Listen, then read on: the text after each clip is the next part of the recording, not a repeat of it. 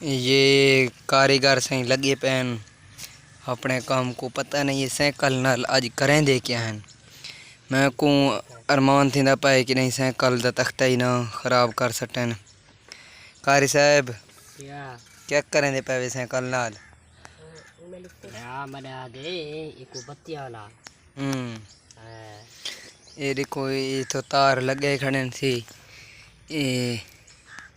ये ही वे बत्ती छोटी लगी खड़े सी तो को दिसता पिया सी यार पता नहीं मैं को ते लग दे काम ही दा खराब है आज। लेकिन ये याद है नसा वड्डे कारीगर हैं साढ़े जिया न पैदा थी सन न पैदा कोई वधे साढ़े जिया।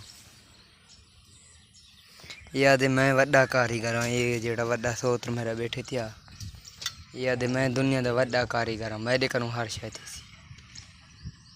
मतलब साइकिल मोटर के साइकिल को बत्तियाँ लावाने च मैं वड्डा माहिर हाँ कारीगर हाँ वड्डा।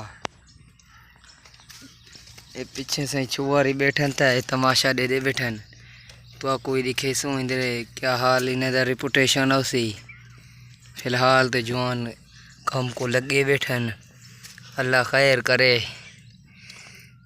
या तो चचा बशीर दा साइकिल मोटर साइकिल खराब करे सन या को बत्तियाँ लाग सन वही क्या लगा पैसे वही